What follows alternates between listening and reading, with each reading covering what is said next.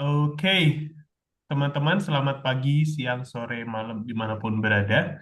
Kembali lagi kita ke Kogito Monthly Town Hall, sebuah acara rutin yang kita adakan di Kogito Academy secara online, khususnya, di mana kita setiap berapa lama sekali, setiap bulan sebetulnya sejauh ini, akan mengundang teman-teman yang very inspiring dari berbagai jenis bidang dan dari berbagai jenis pekerjaan yang mereka lakukan sekarang. Dan satu hal kesamaan yang selalu dimiliki oleh teman-teman yang kita invite di Kogito Monthly Town Hall adalah mereka memiliki cerita yang very inspiring. Sama seperti kebanyakan teman-teman yang sedang menonton video ini adalah orang yang dulunya aktif dalam lingkaran perlombaan seperti MUN, World Scholars Cup, debat, dan lain-lain. Dan mereka sekarang sudah menjalani banyak hal dalam kehidupan yang memang menarik untuk ceritanya kita sampaikan ke teman-teman sekalian. Dan dalam kesempatan kali ini kita kedatangan a very special friend of mine, um, salah satu teman yang di tahun 2024 berkesempatan untuk mewakili Indonesia di Y20 Brazil. Mungkin sedikit konteks, Y20 adalah kegiatan kepemudaan atau konferensi pemuda dari konferensi tingkat tinggi G20 yang setiap tahun diadakan, dan setiap negara mengirimkan kurang lebih 3 sampai 6, berbeda setiap tahun, delegasi pemuda untuk membahas isu-isu tertentu, di mana setiap isu diwakili oleh satu orang pemuda. Dan kali ini kita kedatangan Kristi Zakarias yang di tahun 2024 mewakili Indonesia untuk uh, Y20 dalam isu climate and environment. Oke, without further ado, kita mungkin kenalan dulu sama Kristi. Halo Kristi. Halo Rafsi, thank you How? Kojito team.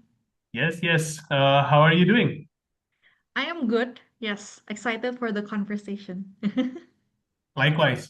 Kristi, mungkin kita mulai dengan uh, mungkin a bit of reintroduction. Teman-teman sudah mungkin bisa melihat sedikit dari cerita Kristi di postingan Kogito Academy di Instagram dan LinkedIn juga ada. Tapi mungkin Kristi, do you want to introduce yourself, khususnya siapa sih Kristi dan apa yang Kristi lakukan sekarang? Boleh. Jadi halo semuanya, nama saya Kristi. Jadi aku sekarang tinggal di Jakarta, tapi sebelum ini aku 10 tahun di London. Kerja tapi juga kuliah sempat. Nah, sekarang ini aku kerjanya sebagai konsultan keberlanjutan, sustainability consultant. Nanti kita kupas itu artinya apa, sehari-hari ngapain. Tapi sebenarnya sebelum jadi konsultan keberlanjutan ini, aku sempat di dunia banking, di dunia finance, dan S1-nya di neuroscience, ilmu saraf. Jadi background wise memang berliku-liku, tapi I guess sometimes that's what you need to really start to work on something you're passionate about. It's not always A to B, sometimes it's A to Z and then back to C. So yeah, a little bit about me. In terms of competition and stuff you guys care about, dulu aku SMP SMA lumayan aktif di World Scholars Cup, MUN, tapi juga banyak ekstrakurikuler lain lah, kayak yang sebenarnya nggak kompetisi doang, tapi juga ada yang ngajarin bahasa Inggris, ada yang drama, ada yang musik, banyak lah. Tapi emang dari dulu memang suka berorganisasi gitu. Jadi mungkin itu dulu pengenalannya. Keren. Kristi, banyak hal yang ingin kita coba kupas dari cerita kamu hari ini. Dan khususnya tadi satu hal yang kamu sudah mention adalah bagaimana banyak keterlibatan yang kamu lakukan, um, kegiatan baik itu perlombaan maupun organisasi mungkin yang bisa dikatakan, dan dampak sosial lainnya. Tapi mungkin kita mulai dengan waktu-waktu kamu SMP SMA atau your middle school years gitu ya. Boleh nggak diceritain gimana day to day life kamu ketika menjadi murid dulu ya di SMP SMA? Khususnya mungkin ya, selain dari banyaknya belajar yang kamu lakukan, of course it takes so much to be at your point now, dari sisi pembelajaran. Tapi pertanyaan gampangnya, punya kehidupan di luar sekolah nggak sih, selain belajar dan berlomba gitu? Ya, thanks Rafsi. Oke, jadi untuk konteks ya dulu, uh, my parents they are big believers in not going to school near where I live or near where we live. Jadi kayak dari dulu, dari sejak aku SD, SMP, SMA itu sekolahnya tuh selalu jauh. Jadi aku SMP, SMA tuh di BSD, tinggalnya di Cibubur. Jadi setiap kayak maksudnya pergi ke sekolah tuh kayak jam 4:30 subuh. Terus pulangnya ya tergantung macet, kayak bener-bener lintas kota gitu kan untuk ke sekolah. Nah, karena itu sebenarnya dulu kesukaan aku adalah eskul. Kenapa? Karena aku ngelihat eskul itu sebenarnya cara biar aku ada hangout sama temen, tapi juga produktif. Karena mamaku paling nggak suka tuh kayak kalau pulang malam atau kayak kalau kebanyakan kayak macet gitu-gitu. Jadi I don't actually have time to hang out with my friends. So one of the ways I can is through extracurriculars karena agak produktif gitu lah. So that's a little bit of context. Nah, in terms of what I do day to day, aku suka banget eskul. Kayak tadi udah di-mention ya, kayak aktif dalam banyak hal. Jadi setiap kali pulang sekolah sekitar jam 3 gitu, eskulnya bisa sehari bahkan bisa dua gitu loh. Bisa satu jam pertama ada MUN, terus jam kedua ada apa lagi gitu loh. Jadi memang I see it as a socialization opportunity in addition to doing something useful.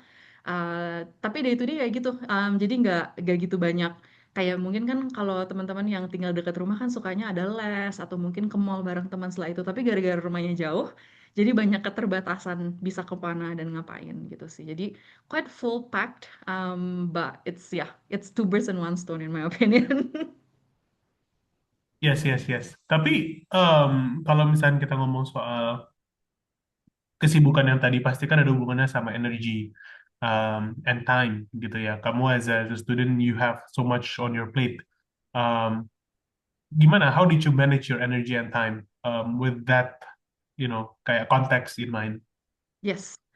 I think I'm naturally a very apa ya, a planner. I'm very much a planner. So I like running things by the schedule. I like having a forward planning kayak hari ini tuh gue mau ngapain aja gitu-gitu. So like in a school environment I thrive karena ada kepastian gitu loh. Tiap Senin jadwalnya kayak gini, Selasa kayak gini gitu kan. Kalau kerja atau kuliah there's a lot more freedom.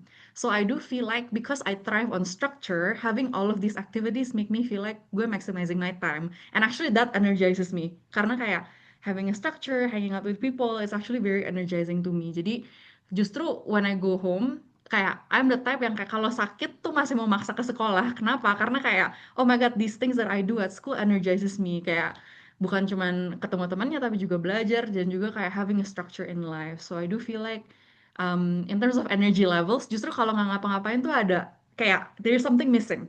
And I do feel like it's a common theme like I see in high achievers juga kayak kalau nggak do things outside of the box atau go the extra mile tuh mereka agak kayak oh how else can I optimize my time.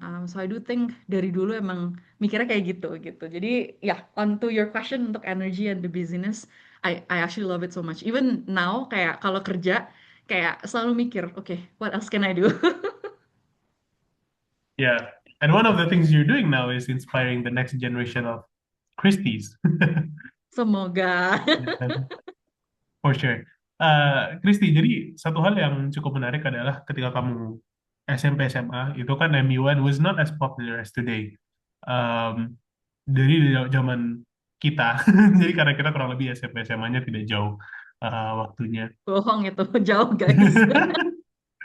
Nah, tapi dulu memang kamu mungkin bisa dikatakan early adopters juga ya dari MUN gitu. Jadi salah satu yang paling pertama dan mungkin pas itu MUN kebanyakan masih anak kuliahan gitu ya karena that was the case di when I entered MUN.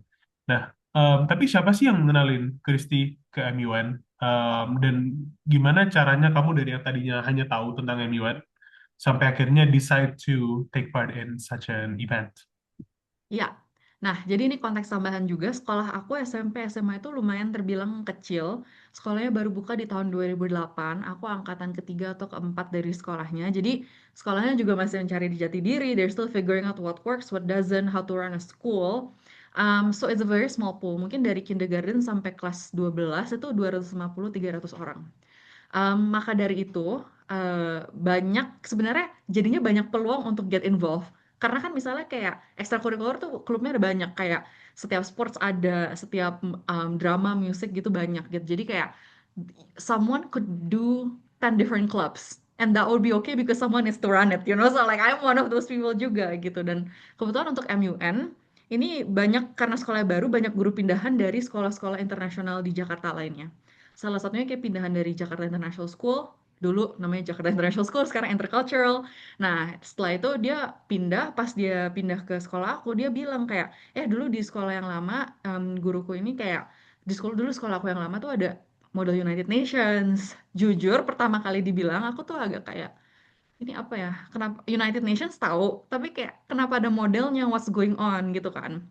Terus pertama kali aku mikir itu dia juga nggak jelasin sih, dia cuman kayak oh pura-pura jadi negara-negara gitu terus debat gitu kayak oke, sounds interesting. Nggak ada niat jadi diplomat tapi kayak menarik, kayak konsepnya aku tuh pertama kali kayak oh ada juga ya orang kepikiran kayak gini, jadi dari situlah terbuka gitu karena ada guru yang bawa dari sekolah lama. Terus aku juga intrik konsepnya tuh kayak apa nih model-modelan United Nations, kita argue sama siapa, terus kayak apakah orang-orangnya bener dari negara-negara itu gitu kan. Ya, tapi kan ternyata setelah berangsur ngikut banyak MUN kayak oh kayak role play lah, role play gitu. Jadi that's the ya early introduction to MUN. Dulu pas pertama kali aku coba di sekolah tuh bener-bener setahun pertama MUN tuh cuman 5-6 orang yang mau coba karena it's ya as you said it's really early, right? Tapi lama-kelamaan by the time I graduated tiap tahun 20-an 30-an ada.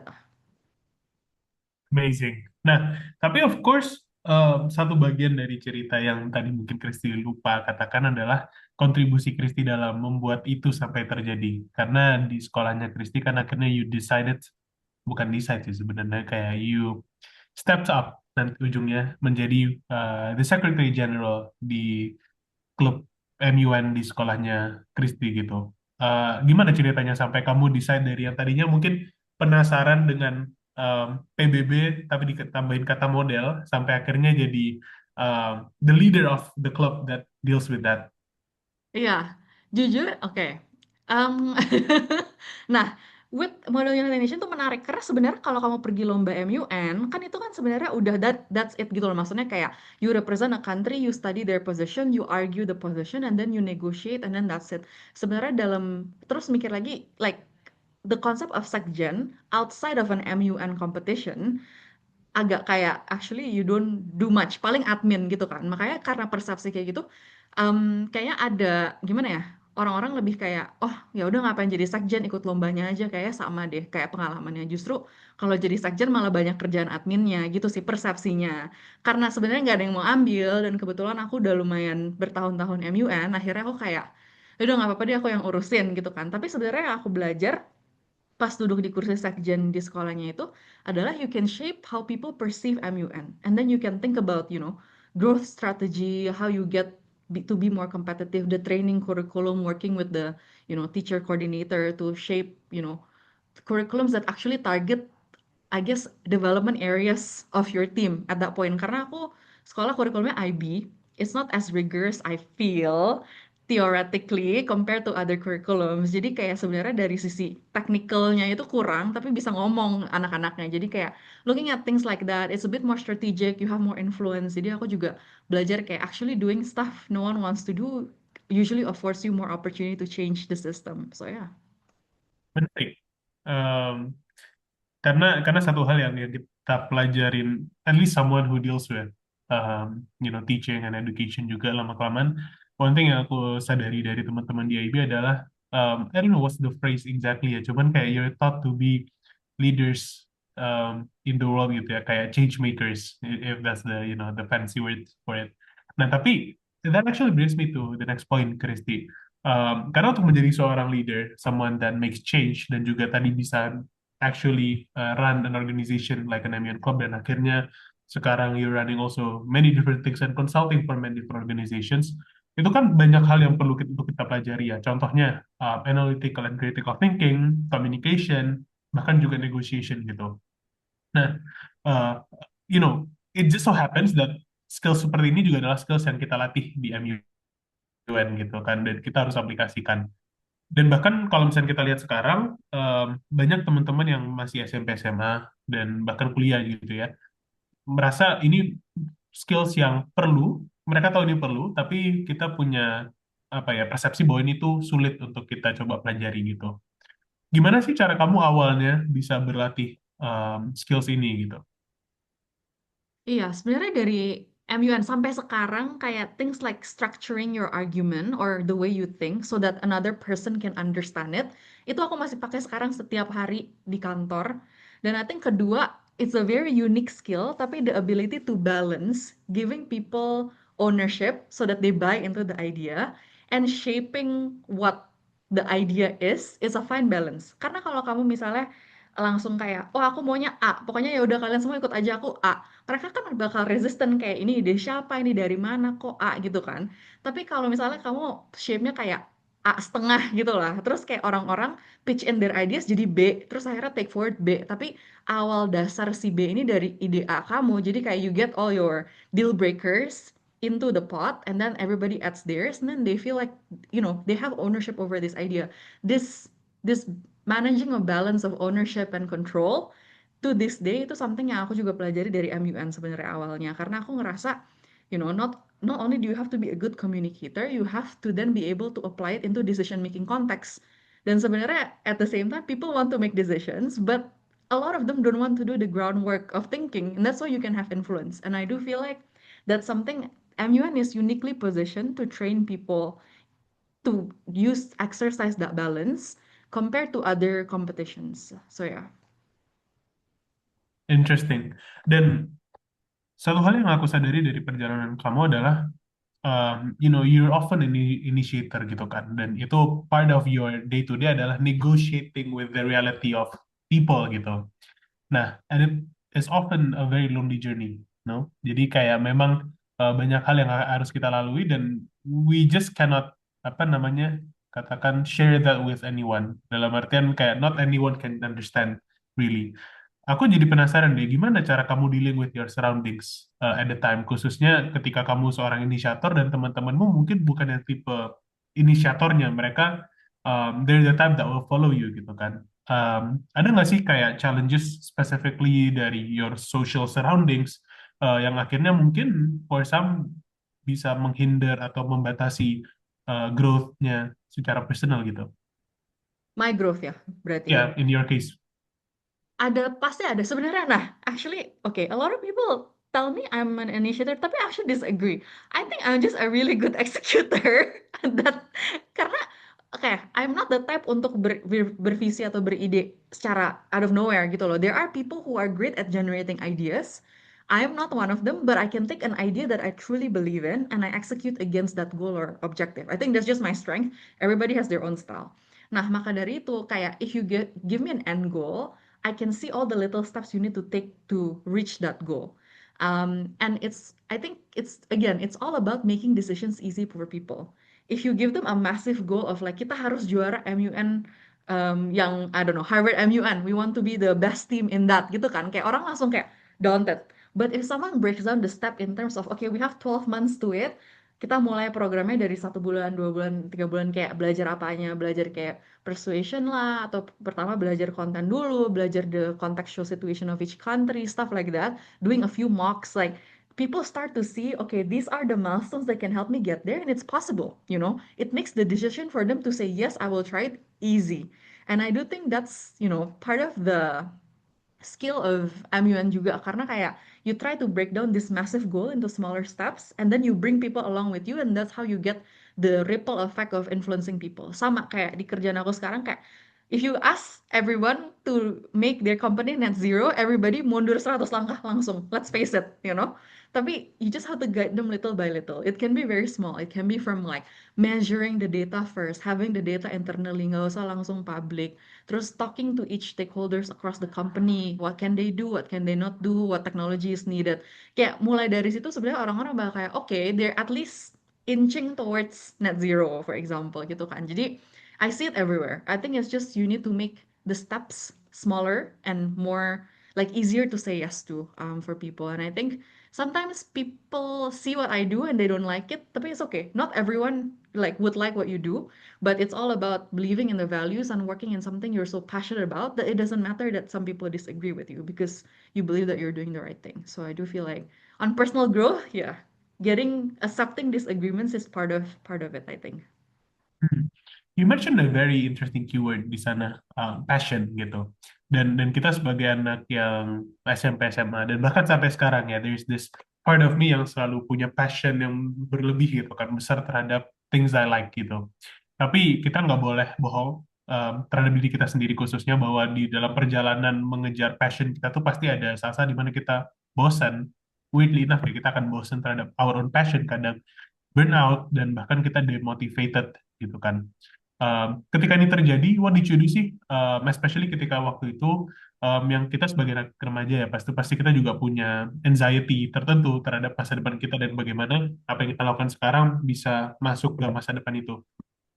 Gimana? Ya, nah I think again ini jatuh bangun kayak the feeling of, for example, the feeling of losing, the feeling of being wrong, the feeling of being disliked. Jujur, aku really really happy I get to experience those things in quite a safe environment. Kayak in an MUN competition, if you lose, if you say the wrong thing, if someone disagrees with you, ya udah at the end of it you shake hands and you probably never see each other again, to be honest gitu kan. So like it's a safer environment to have your ego bruised, to be honest. Nah dari itu tuh aku belajar kayak ada lah kayak beberapa kompetisi lain kayak World Scholars Cup. I remember the first time I did it, I went to Singapore and oh my God, like I went from like receiving tons of medals in Jakarta, terus di Singapura satu aja udah syukur banget gitu. Kayak the difference is stark, and I think this whole thing of reminding yourself di atas langit itu masih ada langit, it keeps you humble and at the same time it balances kayak you have something more to work towards. It never ends gitu kan. I think to answer your question of bouncing back, every rejection, every failure hurts less in life, I feel. So if you get used to accepting that it's just a cycle, it's a natural part. If someone is always super super successful and never had hardships in their life, like I think there will be a it like he or she will be a very difficult person to work with because I think those hardship shapes character and brings humbleness gitu kan. On burnout, I think there's nothing wrong with taking a break. Like just resting. Aku actually there was one year in my 6 years of SMP SMA I didn't do MUN. Karena jadwalnya tabrakan sama something else that I really wanted to do and then in the end aku lepas gitu kan. Tapi I think being away from that reminds me how much I love it. And I think sometimes it's okay to take a break. It doesn't mean you're giving up. I also think how you bounce back from hardships in pursuing your passion or what you really want to do will tell you more about your motivation and character and whether it's really your passion rather than the success points. Like, it's easy to say you like diplomacy, international relations when you keep winning things gitu kan. Tapi when you're struggling and you still curious, you still want to do it, you should show up even though kayak mungkin gak ada yang masuk gitu kan. Kayak I think it tells you more about, that's how passion grows stronger actually. Jadi menurutku it's a normal cycle, gak ada yang sukses terus dalam hidup. Mungkin kecuali Rafsi yang nggak tahu, tapi trust me, like it those are the days that will form your character and grit. Hmm, interesting. And I really agree. Karena passion itu I forget the exact terminology dalam bahasa aslinya ya. Cuman passion is kayak it means something to do with kayak the hardship atau kayak the pain that you endure gitu kan. Bahwa dengan justru passion adalah bukti bahwa regardless of the pain kamu tetap akan pursue itu. Nah, tapi you mention satu hal yang juga tadi sangat menarik, yaitu mengenai bagaimana immune itu sebuah safe environment untuk kamu bereksperimen dan fail um, dengan percobaan kamu untuk menjadi seseorang yang nantinya seperti menjadi diplomat gitu. Nah, kita ngomong kembali ke salah satu highlight dari perjalanan Christian tadi aku sebutkan di awal, bagaimana Christian menjadi delegasi Indonesia untuk Y20 Forum di Brazil 2024. Um, Pasti kita nggak bisa apa ya tidak bisa mengelak bahwa MUN itu menjadi satu hal yang kalau dari cerita Kristi tadi membentuk Kristi sampai akhirnya bisa menjadi seseorang yang well represents Indonesia at the world stage di Y20 Summit 2024 kemarin.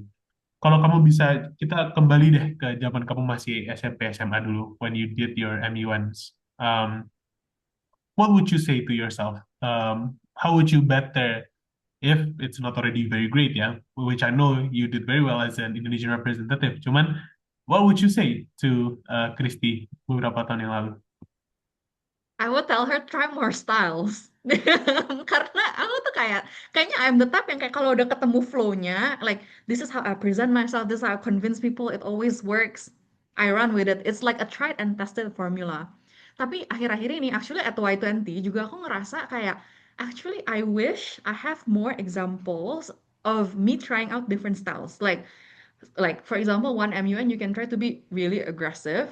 One MUN you can try to be quite passive. You compare the difference. Kayak it's like scenario modeling. I want to see how different styles of communications affect the decisions around me.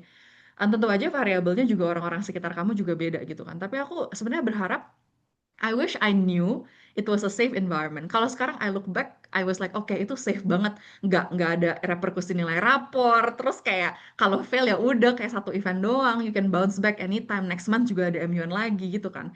Like looking back, I was like, wow. Kalau sekarang tuh udah a bit like, kadang-kadang when I talk to clients, kan nggak mungkin tiba-tiba kalau aku mau ngejual something tiba-tiba really pushy, terus kadang-kadang enggak kayak tertarik ulur gitu kan. I think it's a bit too late. Tapi I wish I experimented more. I think it's just discovery process gitu kan. Mungkin orang ngelihat satu formula yang works for others doesn't mean it works for them.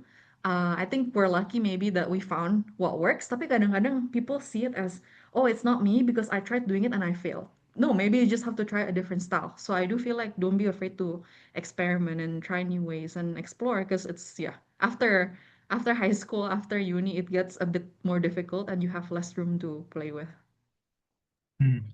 So, untuk teman-teman yang masih Kristi 10 tahun lalu, um, with the age that you have and the opportunities yang kalian masih exposed to, silakan dicoba ikut different types of competitions, and within MUN juga ikut different types of councils gitu ya, Kristi. I think that's the point tadi. Untuk coba different types of negotiating with others juga gitu, among other things gitu. Um, nah, kita sudah ngomong soal masa lalu, kita sekarang ngomong soal masa sekarang dan masa depan, gitu. Wih, Karena oke. memang banyak-banyak tadi bagiannya ngomong soal masa lalu Kristi, karena that's where many of our friends sekarang yang lagi nonton dulunya ada sekarang sedang ada di situ gitu. Nah, tapi kita ngomong soal Kristi sekarang, dan ini kita mungkin akan mulai masuk ke bagian-bagian yang tadi Kristi sempat mention sedikit here and there tentang your work. Eh, Kamu sebagai someone who's very young, again, very near my age, I think that's the point. You've achieved so much, Kristi, professionally and hopefully, and I know juga sebenarnya personally as well. How do you navigate the fact that kamu sekarang udah shifting between different industries, tadi ke banking, habis itu sekarang di apa namanya environment gitu ya, the green transition. Um, Ketika sekarang itu susah banget nih orang-orang buat nyari kerja gitu kan. It's a shrinking job market. Tapi you manage very well to navigate through this. Um, can you share perhaps how you do this, and mungkin especially how did MUN help you being someone who is resilient in this kind of market? Yeah, I think MUN teaches you to back solve a lot. Tadi kita udah sempat cover sedikit yang kayak, okay, for example, you're presenting, I don't know, like the US on an ECOSOC council gitu kan, you already know, okay, these are their typical policies, this is how they think. So in order to get from whatever consensus it was to something closer to your preferred policies, then you kind of have to like, okay, go lobby ini si A, si C bilang kayak gini atau kayak these are the two people I have to get on my side because if they go on my side, everything comes together gitu kan. I do feel your career is a little bit like that. You have to know your why. You have to have such a clear vision on what you want to achieve out of the job. I'm not saying in terms of titles or roles or even countries or even companies, yeah. It's more like, okay, what would you get excited about waking up every day? Karena these pivots itu yang aku tadi cerita kayak when I was in banking, I genuinely did enjoy it because I started to learn about the financial systems. You know, people always say money make the world move. Terus gue kayak apaan sih nih duit kayak emang gimana mereka make the world move? Like what does leverage even mean? Investment bankers tuh ngapain aja gitu-gitu. Jadi kayak it was something that every day when I woke up, I was like, wow, like there's this invisible man-made system of financing that can literally, for example, bangun tanggul di I don't know, like a remote areas in Papua, bisa juga jadi buat bangun macam-macam di Amerika gitu kan, like money does make the world move gitu. Tapi lama-kelamaan aku di sana, aku jadi penasaran juga, how do you make money move to the causes you care about? Dan kebetulan I care about the environment gitu kan. Jadi pas aku dig lagi, ternyata ada loh, you can work in both. You can use your finance background to support the green transition. So I started learning. I was still working for a bank, but I was working in climate risk. Started to think about, okay, you have all these assets in the world that is day by day lebih riskan into climate risk, whether it's flooding, whether it's heat, whether it's unreliable weather patterns. You know, our world are becoming more vulnerable to climate every single day. Jadi kayak I learned to use what I know about finance and think about, okay, how do you get capital to the right places? How do you think about, if you're someone who needs to transition their business to be net zero, how do you get money from that? How do you make it even profitable? Kalau kita mau jadi 8% GDP Indonesia emas 2045, kayak sekarang kita run rate GDP 5%, 3%-nya itu mau dari mana? Can it be from green areas? What does it take to make the money move there gitu kan? Jadi this pivots, I guess this like refining itu what I'm clear with is the why. Like I always have a cause that I want to solve every day. And as long as that problem excites me, I will stick to it. That's my driver. Like, you know, I want to see an impact of my work yang kayak bisa terbilang positive and systemic in the world gitu kan. Tapi driver orang beda-beda. Kayak ada yang suka ngajar, ada yang suka, you know, nulis, ada yang suka callingnya tuh beda-beda. So I feel like it's one of those things yang kayak you have to back solve in your career juga. What do you want to wake up every day for? Interesting. Ngomong soal, waking up and doing good in the world. Um, Kita baru-baru ini, just a few days ago, kita mendengar kabar yang kurang enak, bahkan sangat tidak enak sebetulnya. Teman-teman setanah air kita di Sumatera, khususnya Aceh, Sumatera Utara, Sumatera Barat, um, banyak yang sedang kehilangan, baik itu secara harta dan khususnya yang menyedihkan adalah nyawa dari teman-temannya juga. Banyak yang terluka, banyak yang meninggal dunia hilang. Um, and there's lots of things that we should be doing dalam waktu dekat dan khususnya dalam waktu jangka panjang gitu ya. Sebagai someone who moves in this area of environment, karena kita tidak bisa juga berbohong bahwa ini adalah satu isu yang has to do a lot with how we deal with our environment. Apa sih hal yang mau kamu advocate ke teman-teman yang lagi menonton ini, our audience, especially mereka yang nanti harapannya ke depan bisa menjadi orang-orang yang memegang decision making positions gitu. Um, what kind of message do you want to send to them? Apa yang harus mereka keep in mind untuk ke depannya mereka bisa bisa people who are leading to do good in the world. Ya, berat ini pertanyaannya ya. Kayak I feel like wow, that's such a big responsibility. No, but thanks for the question. I think to me, I think it's important for you guys, generations zaman now, yang will be our future leaders, to think about how everything is so interconnected. Like nothing exists in a vacuum in this world. Kayak bencana yang kita lihat, orang-orang mungkin bilang kayak, oke emang musim hujannya aja nih berat banget atau kayak gimana. Tapi kan, you know, there's considerations like kita udah tebang pohon berapa banyak, kita nggak sadar kayak tanahnya sekarang very weak. Tapi all this juga comes from misalnya policy making yang nggak robust, policy making yang actually allow activities like deforestation at a large scale to happen. But policies also come from, you know, politics where the money goes, and it also comes from things like, you know, the need for our country to generate income, economic growth, social welfare. Jadi kayak it's nothing in this world exists in silo. So I think nah, ini actually a good segue juga to the MUN problem. Kayak sometimes when you argue for something, they kan selalu kayak mikirnya kayak oke kalau aku misalnya kayak make a healthcare policy, then maybe I need to ngalah in my I don't know like taxes policy or welfare policy or whatnot gitu. So I feel like everything is so interconnected that you do have to prioritize, but you have to understand how these things are interconnected before it's too late. I do think like the floodings are a wake up call juga for us yang kayak mungkin kalau kita bikin policy kita ngiranya dampaknya nggak terasa 10-20 tahun kemudian. Nah, sekarang ini dampak 10-20 tahun dari policy yang lalu-lalu gitu kan. Like we need people who are able to think about long-term interconnectedness, I feel. And I think yeah, you bisa pupuk dari sekarang, bisa start thinking about it. But I think it makes making a change a lot more complicated, but a lot more an interesting problem to solve gitu. Oke.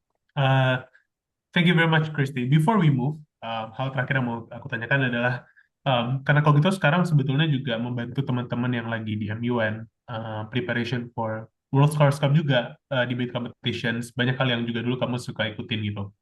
Um, tapi beyond being a delegate in the conference room, there's also this responsibility untuk kita yang punya this privilege of learning in such a, as you said, safe environment gitu ya, untuk you know try to think about ways kita bisa contribute to solving the many problems we have di dunia sekarang. Um, jadi dengan banyaknya sekarang isu soal peace, economy, sustainability, the learning gap in education, dan banyak hal lain yang mungkin terlalu banyak untuk kita sebutkan. What message do you want to send to them? In order to apa ya bisa dikatakan be an impactful delegate in and outside of the conference room. Yeah, I think ini turunan yang tadi sedikit yang pas aku bilang you need to find clarity on your why and to find what drives you. Similar to that point, gak ada satu orang di dunia ini yang bisa solve all the problems in this world, sustainable development goals. Like lu presiden siapapun pun, you don't have the time, enough energy to solve every single problem in this world. Otherwise, they would be solved already, you know. So I do think finding your why, defining what causes, like resonates with you is important. Like I'm in environment, Rafsi is in education. We all found something that we are so passionate and we're willing to dedicate our time and effort and sweat um, into it, you know, and it's not gonna be easy. Kayak just because you find your driver or your why, it doesn't mean there won't be challenges. So it's part of the discussion that we had juga kayak I think just be honest and think about okay, what do you want to help out with? What is something that personally moves you? And I think that's how you go far, and that's how you can be persistent and consistent. Kalau cuman mungkin like going with the flow or like if you let life happens to you, it'll be like you won't find it. You will always be ngapung gitu loh, kayak oh ya ikut-ikut aja atau kayak oh ya let's just try it. Tapi you have to be quite intentional, I feel, to truly be impactful. And I think that's yeah, that's my if I can leave you with one thing to think about, it will be the call to clarify your why and your drivers. Wow, an impactful way to close the conversation ya, Kristi. Dan teman-teman, itu adalah suatu message yang penting untuk kita keep in mind. Uh, nah, sekarang kita sudah ke bagian yang seriusnya. Before we end, ada bagian yang personally this is very interesting for me. Ini ada this or that question. Jadi ini ada cukup banyak list yang sudah kita prepare. Pilih satu dari setiap dua opsi yang kita kasih. You don't need to overthink and you don't need to explain. Just say which one is, which one comes to your mind first atau which one is, I don't know, fits you better gitu ya. Ready? Yes. Okay. So first, debate or writing, Oh, debate. moderated or unmoderated caucus, Moderated. becoming a chair or becoming a committee member, Committee member. UNEP or UNSC. Oh, UNSC. Oh, interesting. UNICEF or UNESCO. UNICEF. Okay, this is a tough one. MUN or World Scholars Cup. MUN. Oh, interesting. Joining a conference or managing the club. Managing the club. Okay, banking or sustainability. Sustainability. Economy or environment. Environment. Traveling or staying at home. Traveling. Work from home or work from office.